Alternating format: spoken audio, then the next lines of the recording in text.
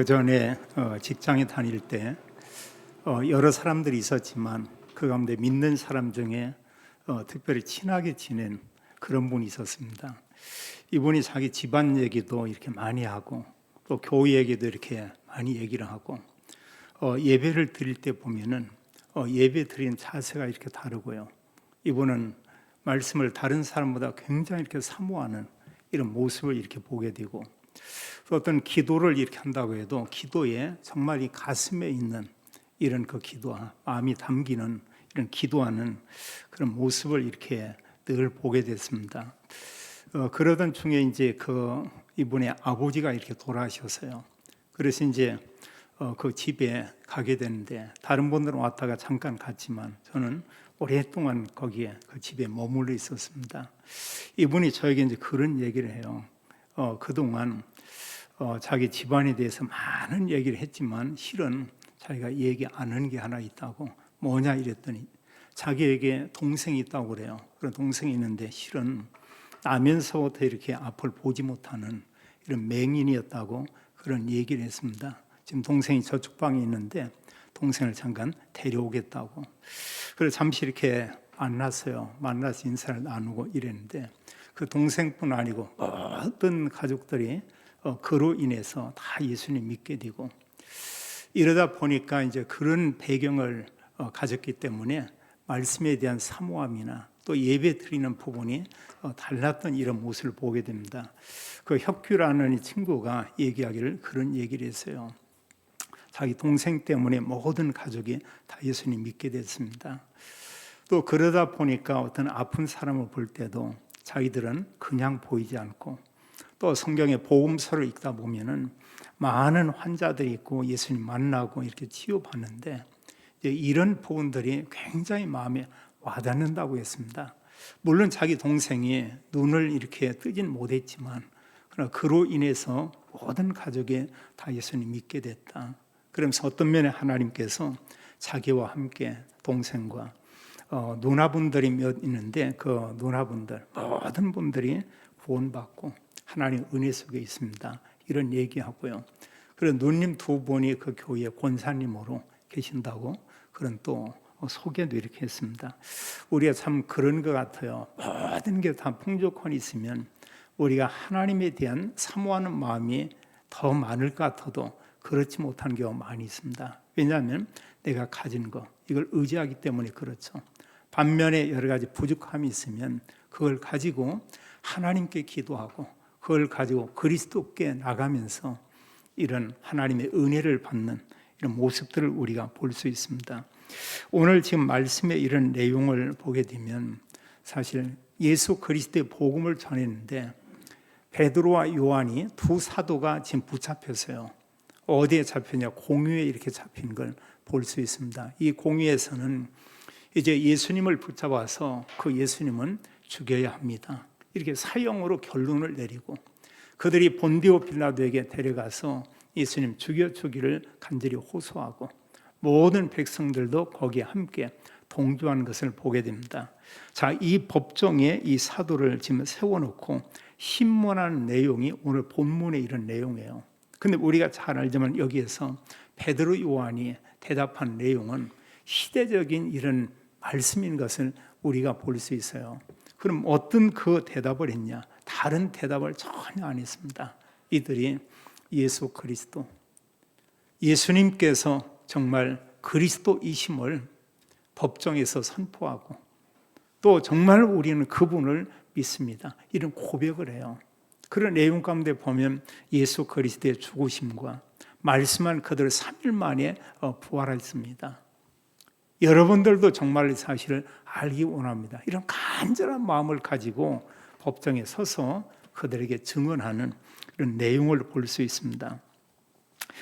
여기 보면 왜 지금 두 사도가 붙잡혀가지고 공의에 서 있냐? 그것은 지금 사도행전 3장의 내용을 우리가 보면 잘 알게 돼요. 3장 1절로 10절에 보게 되니까 나면서부터 걷지 못하던 사람이 이렇게 있었습니다. 그는 한 번도 걸어본 적이 없어요. 여기 4장 22절에 보니까 그 사람 나이가 40여서쯤 이렇게 되었다 이랬습니다. 사람들이 그를 성전 미문에 데려와서 이제 매일마다 데려오고 데려가고 있습니다. 그럼 왜 성전 미문에 이렇게 오냐? 다른 것이 아니고 구걸하기 위해서 왔다고 했어요. 사람들은 너무나 그가 불쌍하니까요. 어떤 사람 돈도 주고 옷도 주고 먹을 것도 주고 참 너무나 다행스럽죠. 그러나 그 누구도 40년 동안 그 사람에게 예수 그리스도의 복음을 전한 사람이 없었다는 것입니다. 우리가 이번 한 주간 설 명절에 여러 사람들을 만나지만 어느 사람은 내가 안지 수십 년이 됐고 40년이 됐고 어느 사람은 70년이 됐고 그러함에도 불구하고 내가 믿는 예수 그리스도를 전혀 말하지 못하고 또 지금까지 지내왔던 이런 우리의 모습을 우리가 볼 수도 있습니다. 자, 전혀 걸어보지 못한 그 사람이 예수 그리스도의 이름을 선포하고 베드로가 그의 손을 잡아 일으키니 그가 일어났어요. 그리고 그가 걷기도 하고 뛰기도 하고 그리고 성전을 향해서 가면서 하나님을 찬송했다 이렇게 얘기하고 있습니다. 그는 성전에 한 번 들어가 본 적이 없어요.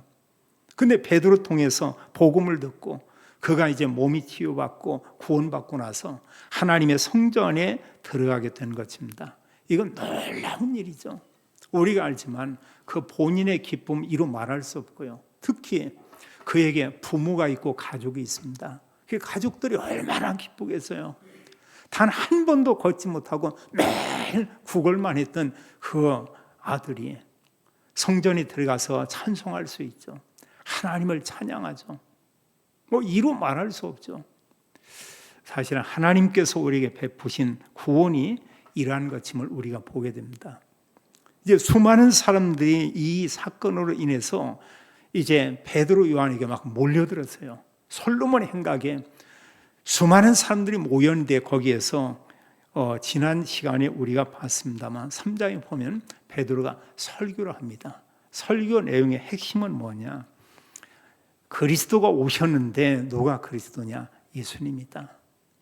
이 사람이 이렇게 낫게 되는데 우리의 능력으로 그를 고치는 것이 아니고 하나님께서 이 땅에 보내신 나사렛 예수 그리스도 그분께서 그를 이렇게 치유했다. 이걸 말하고 있고요. 또 더 중요한 이런 말씀 가운데 이제 백성의 지도자들이 이스라엘의 모든 백성들이 예수님이 구원자이심을 그리스도이심을 몰라서 그를 죽였지만 하나님께서 그를 죽은 자 가운데 살렸습니다. 이걸 그 사람들이 전했어요. 이 말씀을 듣고 수많은 이제 이스라엘 백성들이 알게 된 게 있습니다. 우리가 몰라서 그 사실 예수님을 죽였던 거구나. 예수님 그분이 정말로 메시아요 구원자구나. 이걸 알게 된 거예요. 그럼 말씀한 그대로 예수님께서 3일 만에 정말 부활했구나. 이 사실을 알고 믿었는데 그 믿는 사람이 얼마나 많았냐.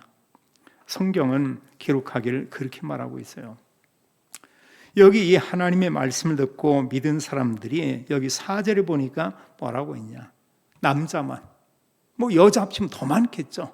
남자만 약 5천이 되었더라. 이런 얘기하고 있습니다. 우리 알지만 그리스도 복음을 전하면 구원받을 사람 믿게 되죠. 사도행전 13장 48절처럼 복음을 전했습니다. 바울이 복음을 전했어요. 근데 그런 가운데 다 믿은 것이 아니고 그 가운데 믿은 사람들이 있었어요. 성경은 증언하기를 하나님께서 구원 주시기로 작정된 자는 다 믿더라. 이렇게 말했습니다. 중요한 것은 우리가 정말 올바른 구원의 복음을 전했느냐, 전하지 않았느냐. 이게 참 중요한 것이죠. 복음 전하면 복음 자체에 능력이 있습니다. 그 복음 자체에 생명력이 있습니다. 복음의 말씀은 살아있다고 말하고 있습니다. 뭐 하나님 역사하게 돼 있죠. 오늘 사실 이렇게 복음을 전했는데 이런 복음을 전하면 오히려 이런 그 놀라운 일도 일어난 반면에 한편에 보면 많은 핍박이 있었습니다. 그럼 어떤 사람들이 예수 그리스도 믿는 사람들을 핍박하고 박해를 했냐? 여기 성경에 보니까 종교 지도자들이에요. 이 사람들이 복음을 전할 때 4장 1절에 보니까 거기에 이제 제사장들과 성전 맡은 자들과 여기는 또 이제 경비 대장도 있겠죠. 또 사두개인들이 와서 이 말씀 전하는 것을 싫어해서 그들을 잡아서 이렇게 가두었다. 이렇게 말하고 있습니다. 여기서 오늘 말씀을 우리가 보면서 그리스도인들이 이 복음을 전하면 사람들이 싫어합니다. 우리가 가족이나 친족들에게 얘기해도 싫어합니다. 친족들에게요, 영화 티켓 끊어주면서 가서 영화 봐라 이러면 그거 좋아하거든요. 우리 또 어디 가서 뭐 맛집 가서 맛있는 거 먹자 이러면 대부분이 다 가요. 스케줄 조절해서라도 가게 됩니다. 근데 예수님 믿으면 구원받는다. 예수님이라는 그 단어를 사람들은 싫어해요. 심지어는 가족들도 그걸 싫어합니다. 어느 경우에 자녀가 이렇게 예수님 믿지 않는다. 부모는 간절한 마음으로 그 자녀가 예수님 믿기를 원하겠죠. 늘 기도하겠죠. 그럼 만나면 때가 되면은 예수님 믿어야 구원받는다. 이런 얘기하면 자녀들은 싫어합니다. 그 말을 안 들으려고 합니다. 우리가 복음을 전할 때 주변 사람들의 반응은 싸늘해요. 직장에서도 마찬가지죠. 그럼 우리가 정말 이 복음을 전하지 아니하는가? 오늘 우리가 말씀을 통해서 우리가 좀 하나님께서 내게 뭐라고 말씀하는가? 이걸 좀 생각하고요. 우리가 설 명절에 여러 사람들을 만났는데 우리는 그동안 가정과 가문 복음화를 위해서 늘 기도했습니다. 그렇다면 정말로 이번 성절에 나는 이제 우리 친족들을 만나고 가족들을 만났을 때 난 무엇을 그들에게 전달해야 하는가? 이제 이런 부분을 우리가 생각하면 되겠어요. 그 답이 어디 있냐? 오늘 사실 우리가 읽었던 말씀 속에 다 담겨 있습니다. 사도행전에 보면은 복음이 증거될 때 말할 수 없는 이런 핍박이 있었어요. 그리고 사실 복음 때문에 순교당하는 그런 사람도 있었습니다. 스데반 집사 위에 얼마나 많은 사람들이 복음 전하다 죽었겠어요. 사람들이 복음을 전하면 싫어한다. 우리가 이걸 알고 우리가 전하면 이렇게 되겠습니다. 당연히 싫어해요. 그리고 우리를 피할 수도 있어요. 그러나 우리가 기억할 것은 내가 아니면, 내가 복음을 말하지 않으면 우리 가족이나 친족들, 내 친구들은 복음을 들을 수 없다. 이걸 우리가 생각하면 이렇게 되겠습니다. 여기 1절로 4절의 말씀을 보니까 이제 사실 교회에 이런 핍박이 있었죠. 종교 지도자들이 사도들을 잡아서 이렇게 가두게 됩니다.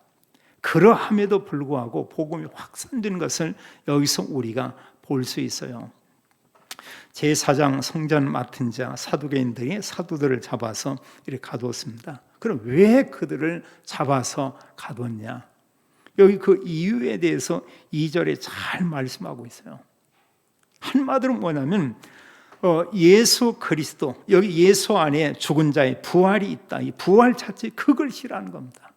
또 다른 말로 하면 정말 예수님이 우리를 구원하기 위해서 오신 그리스도다. 이게 싫은 거예요.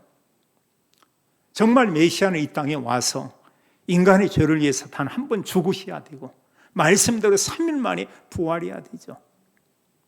이 사실을 이루기 위해서 그리스도가 와서 죽으시고 부활했습니다. 사도들이 전한 것은 뭐냐? 이 사실을 전했어요. 누구든지 예수 그리스도 그를 믿으면 구원받는다. 그리고 예수 그리스도 믿는 자는 예수님께서 부활했듯이 우리 믿는 자도 앞으로 부활하게 된다. 이런 부활에 대한 말씀을 전했는데 그들은 이게 너무 싫은 거예요. 그 4장 33절에 보게 되면 사도들이 전한 메시지의 핵심은 이런 내용이에요. 사도들이 큰 권능으로 주 예수의 부활을 증언하니, 예수님의 부활을 증언하니 우리가 큰 은혜를 받아. 자, 구원받을 사람이나 믿는 사람들은 그게 너무 좋은 거예요. 예수님께서 우리 죄를 위해 죽으시고 부활했습니다 하면 믿는 사람들 아멘, 아멘 하면서 이렇게 믿겠죠. 반면에 그게 너무 싫은 사람이 있어요. 종교 지도자들, 그들은 싫었습니다. 예수님 믿지 않는 사람들은 이제 복음 얘기하면 심지어는 이를 갈았습니다. 그리고 우리가 잘 알지만 어떻게 하면 저 예수 믿는 사람들을 우리가 잡아다가 가두고 우리가 또 죽일 수도 있냐. 이제 이런 생각만 늘 해요. 그럼 이 복음을 얘기하면 어느 사람은 너무 그게 기쁜 소식이 되고 어느 사람 너무 기분 상하는 이런 말씀이 될 수도 있고, 우리가 예수 그리스도 믿음으로 구원받았다, 이것은 놀라운 하나님의 은혜인 줄로 이렇게 믿습니다. 이미 예루살렘 전 지역에 예수님께서 이제 죽으시고 부활한 사실이 지금 증거되고 있고요. 또 하나 중요한 부분이 그 이름으로 성전 미문에서 한 번도 걷지 못했던 그 사람이 걷게 되는 거예요. 그 사람이 치유받게 되는 것입니다. 이제 이 소문이 잘 이렇게 번져지게 이렇게 됐죠. 종교 지도자들은 그게 싫은 거예요. 뭐냐? 이런 사실 놀라운 일을 행해서 소문이 번져지고, 더 중요한 것은 그를 누가 정말 치유했냐 그거예요. 예수 그리스도의 그 이름을 이렇게 증거했는데 그걸로 인해서 이렇게 치유함을 받았죠.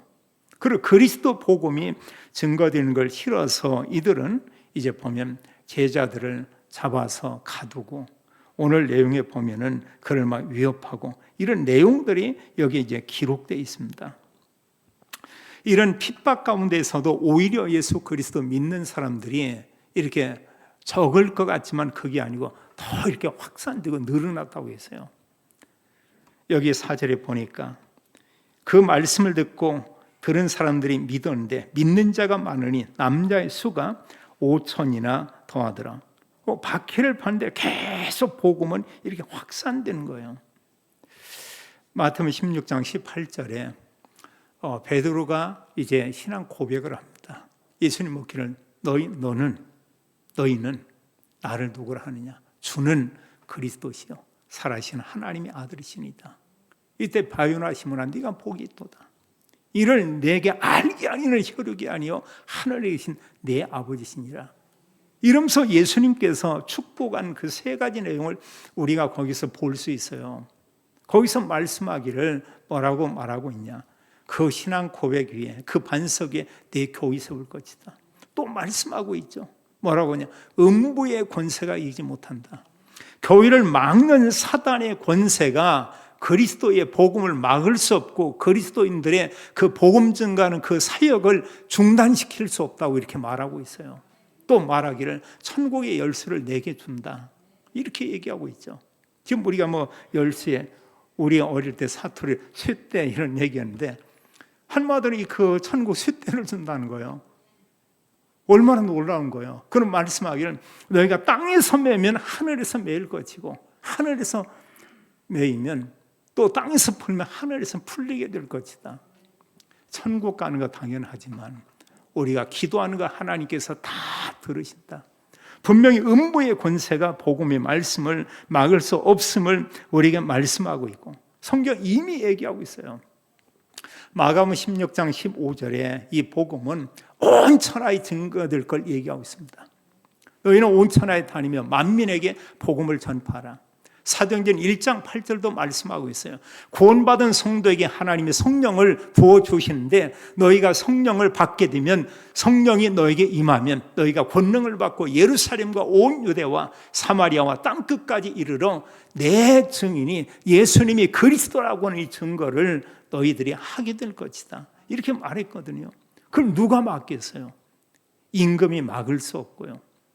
또 그런가 하면 어떤 복음을 싫어하는 지도자들이 막을 수 없다고 얘기하고 있습니다.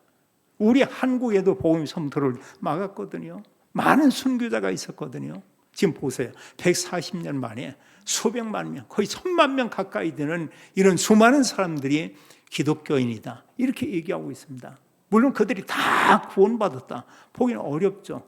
그런데 수많은 사람들이 예수님 나 믿습니다, 이런 얘기를 하면서 지금 교회에 다니고 있고 예배를 드리고 있습니다. 참 이게 놀라운 일이에요. 어떻게 보면 지구촌 가운데 기적 중에 기적이다, 이렇게 볼 수 있습니다. 모든 사람을 사랑하지만 이건 제 개인의 생각입니다. 하나님께서 특별히 대한민국을 많이 사랑하신다, 이렇게 참 보여져요. 모든 부분에 모순이 정말로 많은데 하나님 모든 부분에 다 이루 말할 수 없는 은혜를 하나님 이렇게 부어주거든요. 저는 개인적으로 보면서 국가에 대한 거나 제 개인에 대한 거나 또 이런 믿는 사람들 볼 때마다 하나님의 다 은혜구나, 은혜 아닌 게 전혀 없음을 이렇게 보게 됩니다. 빌립보 1장 12절에 말씀하기를 바울이 지금 감옥에 갇혔어요. 그러면 사실 복음 전하는 게 중단되는 것처럼 느껴지잖아요. 근데 바울은 그런 얘기예요. 내가 당한 일이 지금 갇혀 있습니다. 로마 감옥에. 그러나 나의 당한 일이 도리어 복음 전파에 전진이 된 줄을 너희로 알기를 원하노라. 이런 얘기했고요. 예루살렘 교회의 복음이 막 크게 이렇게 확산되고 그 전 지역의 유대까지 증거되니까 이제 종교 지도자들이 본격적으로 법적으로 막는 거예요. 이제 핍박을 합니다. 이런 가운데 스데반 집사가 순교당하게 됐죠. 그 사건으로 인해서 성경을 보면 사도행전 8장 1절 이하에 보니까 그의 순교로 말미암아 그의 핍박을 통해서 모든 믿는 사람들이 이스라엘 전 지역이 아니고 전 세계로 흩어졌어요. 이런 가운데 어떤 사람은 이제 이방 지역인 다메섹 지역인 이제 그 안디옥에 가서 예수님 믿게 된 것입니다. 거기에 목회자가 없었어요. 사도가 없었습니다. 평신도 믿는 중직자분들이 몇몇 모여서 모이기 시작하고 있는데 하나님께서 그곳에 은혜를 베푸는데요. 이들이 거기서 무엇을 전했냐? 예수님이 그리스도다. 복음 전했는데 하나님이 그 교회에 수많은 사람들을 모이게 했고요. 또 이 교회를 통해서 잘 알지만 선교사들을 파송을 했고요. 그러면서 그 선교사를 통해서 전 세계 로마까지 수많은 지역의 복음이 증거된 걸 우리가 볼 수 있습니다. 우리가 보세요. 전도자들이 나가는데 사람들이 다 반기고 영접했냐? 이게 아니고 막은 사람들이 많아요. 핍박한 사람들이 많이 있습니다. 그들을 죽이려고 하는 세력들이 이방인들 중에도 있었죠.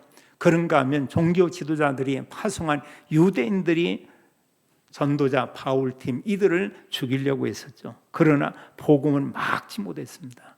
오히려 복음이 정말로 폭발적으로 전 세계에 확산되는 것을 우리가 볼 수 있어요. 우리가 복음 전하려고 할 때 막는 것 같지만 그게 사실은 사탄의 머리가 깨지는 그 시간이다. 이렇게 보면 되겠습니다. 하나님 분명 우리 약속했어요. 우리 한 분을 통해서 우리 가정 가문이 복음화 될 것이다. 주 예수를 믿으라. 그리하면 너와 내 집이 구원을 받으리라. 이렇게 말했습니다. 두 번째 우리가 오늘 말씀을 보면서요. 여기 보면은 이 그 베드로가 증언한 그 내용 가운데 이 그리스도의 그 유일성에 대해서 얘기하고 있어요. 사실 복음은 뭐냐? 복음은 오직 예수 그리스도만이 우리 인간을 죄와 사단과 지옥에서 구원할 수 있다. 예수 그리스도 외에는 원죄 해결되지 않아요. 예수 그리스도가 아니고는 하나님 만나는 길이 따로 없음을 우리에게 말하고 있고 또 예수 그리스도 이름이 아니면 사탄의 권세 깨지지 않죠. 이 세상 살다 죽으면 끝이다. 그건 이제 그 불신자의 얘기고요. 성경은 영원한 천국이 있고 영원한 지옥이 있다. 그리고 예수 그리스도께서 죄 문제 끝냈고요. 사단의 권세 완전히 꺾었고 지옥의 저주에서 구원해내고 우리를 하나님의 백성, 천국 백성이 되게 했습니다. 여기 지금 그 신문한 그 내용 가운데 특히 이제 5절로 12절에 이 내용들이 잘 기록되어 있어요. 그 관리들이 모였고 종교 지도자들이 여기 6절에 보면 그들이 모여서 사도들을 가운데에 세워서 묻는 내용이 있습니다. 너희가 무슨 권세와 누구 이름으로 이 일을 행했느냐? 이건 뭐냐? 안진뱅이 글을 너희가 무슨 권세로 누구 이름으로 그를 한마디로 일으켰냐? 지금 이런 얘기거든요. 이때 8절에 보니까 참 베드로가 하는 말을 들어보세요. 그냥 사실 그 연약했던 베드로의 모습이 아니고 기록하기를 성령이 충만하니 베드로 그가 그들에게 말합니다. 백성의 관리들과 장로들아 만일 병자에게 행한 착한 일에 대하여 이 사람이 어떻게 구원을 받았느냐고 오늘 우리에게 질문한다면 앞에 질문했잖아요. 무슨 권세 누구 이름으로 일을 행했냐? 이 질문했는데, 자, 나에게 질문하는데 내가 여러분들에게 대답하겠습니다. 대답 가운데 여기 보면 이제 10절, 12절에 정말 놀라운 이런 말씀을 그들에게 선포해요. 이게 지금 공유해서 그들에게 말씀하는 그런 내용입니다. 15절을 보니까 이 모인 자리가 이게 공유예요. 종교 지도자들의 종교 모든 귀족들이 수십 명이 다 모여서 지금 신문하는 사실 법정입니다. 그들 앞에 서서 말하는 말씀 가운데 10절에 보면 너희와 모든 이스라엘 백성들은 알라. 너희가 십자가에 못 박고 하나님이 죽은 자 가운데서 살리신 나사렛 예수 그리스도의 이름으로 이 사람이 건강하게 되어 너희 앞에 섰느니라. 이렇게 얘기하고 있어요. 지금 베드로와 요한 곁에는 이 걷지 못하던 그 사람이 뻘떡 일어서서 그 옆에 증인으로 지금 있는 것입니다. 누구 이름으로 했냐? 예수 그리스도 그 이름, 여러분들이 십자가에 죽였지만 하나님께서 살리신 나사렛 예수 그리스도 그 이름으로 이 사람이 이렇게 건강하게 됐고 이렇게 낫게 됐습니다. 그걸 말하고 있어요. 우리가 생각을 해보세요. 예수 그리스도 믿음으로 내가 영원한 생명을 얻었다. 성경은 창세기 3장 이후에 모든 인간의 영적 상태가 죽었다고 했거든요. 근데 한마디로 하나님의 생명이 그리스도의 영이 우리 안에 들어와서 우리의 영이 살아났다고 있습니다. 우리가 영생을 얻었다고 말씀하고 있습니다. 이런 은혜 받은 거예요. 내가 설령 좀 붉고 내가 몸에 좀 장애가 있다 이런다 해도 자, 앞으로 하나님 나라 천국 간다. 몸 영원히 살고요. 그 몸이 신령한 몸을 우리가 입게 되고요. 그게 뭐가 과연 문제가 되겠냐 그거예요. 불신자는 죽음을 두려워하지만 물론 믿는 사람도 약간 두려워합니다. 그러나 우리에게 한 소망이 있습니다. 어느 면에 사모하는지도 몰라요 우리가요. 정말 우리가 주님 곁에 빨리 가기 원합니다. 정말 주님 만나고 싶습니다. 정말 하나님 그 나라 주님 계시는 그곳에서 주를 찬양하고 주께 영광을 돌리기 원합니다. 이게 어느 면에 진정한 그리스도인의 참 고백인지도 이렇게 모르겠습니다. 그러면서 이 말씀하기를 그리스도 이름으로 이 사람이 치유받았고 11절에 이 예수는 너희 건축자들의 버린 돌로서 집 모퉁이의 머릿돌이 되었느니라. 한마디로 누구예요? 건축자들의 버린 돌, 예수님을 지금 이렇게 표현하거든요. 유대인들이 그 예수님 몰라서 십자가에 처형해야 됩니다. 한마디로 버린 돌처럼 이렇게 취급했어요. 그러나 하나님께서는 그를 어떻게 했냐? 집 모퉁이의 머릿돌, 건물을 짓는데 가장 중요하고 그 보면은 방향을 잡고 힘을 받는 거기에 중요한 이런 주춧돌, 머릿돌이 이렇게 되게 했다. 거기에 따라서 이제 집의 방향과 이런 기둥을 세우면서 다른 이제 건물이 올라가게 되죠. 여기 누구를 얘기했냐? 그리스도를 지금 설명하고 있는 내용이에요. 마태복음 21장 42절에도 예수님께서 인용해서 말씀한 내용이고 시편 118편 22절에 이 내용이 기록되어 있습니다. 이건 뭐냐? 메시아가 앞으로 오는데 메시아가 이런 이제 버림을 받게 된다. 그러나 하나님께서는 주님의 교회에 그분이 머리가 되게 하고 그분께서 교회의 모든 부분에 이런 성전에 중요한 터가 이렇게 되게 할 것이다. 누가? 그리스도께서. 그러면서 정말 그 전무후무한 메시지를 12절에 선포해요. 다른 이로서는 이건 뭐냐? 예수 그리스도 위에 다른 사람으로서는 구원을 받을 수 없나니 천하 사람 중에 구원을 받을 만한 다른 이름을 우리에게 주신 일이 없습니다. 너무나 놀랍죠. 예수 그리스도 위에 다른 사람으로 구원받을 수 없습니다. 천하 사람이 누구를 통해서도 구원받을 이름을 하나님께서 우리에게 주지 않았습니다. 지금 그 법정에서 얘기하는 거예요. 하나님 잘 믿는다는 그들, 그러나 그들이 예수님이 그리스도라는 걸 부인하고 있습니다. 그들에게 이런 말씀을 담대히 그들에게 여기서 지금 선포하고 있죠. 성경 분명히 말하고 있어요. 요한복음 14장 6절에 예수님 말씀하죠. 내가 곧 길이요 진리요 생명이니 나로 말미암지 않고는 아버지께로 올 자가 없느니라. 하나님 만나는 유일한 길, 딴 길 없다는 거예요. 다른 종교에 구원 없다는 거예요. 오직 예수 그리스도 그분을 통해서만 우리가 구원을 받는다. 이걸 말씀하고 있고요. 또 디모데전서 2장 5절에도 하나님과 사람 사이에 중보자는 한 분인데 오직 그리스도이신 예수님이시다. 예수 그리스도만이 하나님 만나는 이런 그 중보자가 되신다. 이렇게 말씀하고 있고요. 그런데 오늘날 우리가 보세요. 세상에 얼마나 많은 종교가 있어요. 그 구원이 있습니까? 그 사람들 나름대로 뭔가 좋은 데 있겠다. 어느 종교는 극락에 간다 이런 얘기하고 있어요. 가보면 알지만 지옥입니다. 그 천국 안 해요. 그리스도인들에게 성경 보면 믿는 자 하나님 나라 천국 간다. 정말 믿는 자 가봤더니 생각 이상으로 천국이 너무나 좋은 거예요. 이게 사실 다른 종교의 구원이 없어요. 그런데 안타깝고 답답한 것은 기독교 목사님들이나 또 천주교 신부님들 중에도 다른 종교에도 구원이 있다. 이런 말하는 사람이 있거든요. 뭐냐? 바르게 살고 착하게 살고 이러면 구원받는 것처럼. 우리가 알지만 전혀 아닙니다. 여기 말씀처럼 예수 그리스도 위에 다른 사람 통해서 구원받지를 못한다. 예수님만이 오직 구원받고 하나님 만나는 유일한 길이다. 이렇게 말하고 있습니다. 세 번째로요. 13절 22절에 보게 되면 여기에 보면 우리가 중요한 것은 이제 이 사도들이 담대히 말씀들을 전하고 증거하는 이런 모습을 보는데 이제 사실 종교 지도자들이 이렇게 위협하는 그런 내용들이 여기에 기록되어 있어요. 그럼 우리는 이제 구원받은 성도는 사람보다 사람을 두려는 것이 아니고 우리는 하나님을 우리가 또 의뢰하고 그런가 하면 하나님의 말씀에 우리가 순종하며 산다. 이게 사실은 그리스도인들입니다. 불신자는 전혀 몰라요. 여기 이제 담대히 그들 앞에 말하기를 우리는 사람의 말 듣는 것 그것보다 하나님 말씀을 듣고 그대로 우리는 살기 원한다. 이런 그 얘기를 하고 있죠.